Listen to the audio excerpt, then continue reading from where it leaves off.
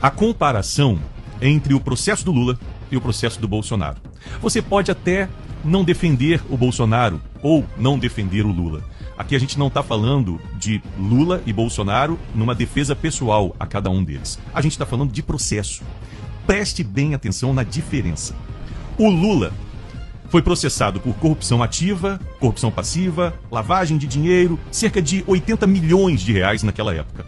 O Bolsonaro, o processo dele não envolve dinheiro, nenhuma nota, nenhuma propina. O Lula, mais de 20 delatores e 184 colaborações no processo dele. O Bolsonaro, gente, um delator. O Mauro Cid, que, você lembra, segundo a Polícia Federal, ele mentiu em seu depoimento. Fora o áudio que vazou. Fora o áudio que vazou. O Lula, mais de 250 mil páginas no processo dele. O Bolsonaro, gente, o processo tem um pouco mais de 800 páginas, com palavras teria, hipótese e possível aparecendo 339 vezes.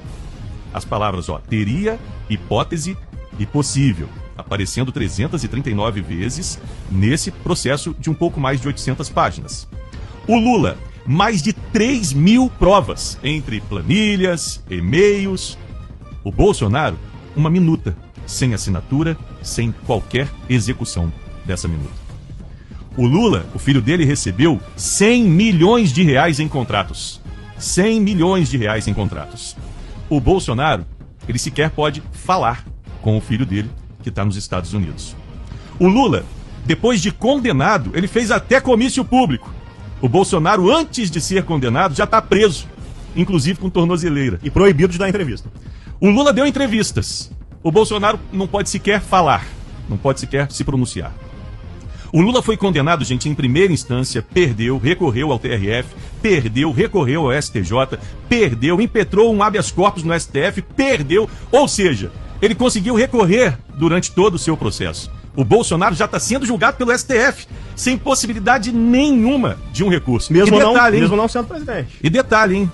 Detalhe, mesmo, pois é, bem observado, mesmo não sendo presidente, né? Ele não foi julgado pela Justiça Comum. Deveria ter sido na primeira instância, não tem foro privilegiado. Não foi pela Justiça Comum, foi direto para o STF. E detalhe, sendo julgado por uma turma de 5 ministros, que um detesta ele e outros 4 foram indicados pelo PT, e um desses foi, inclusive, advogado pessoal do presidente Lula.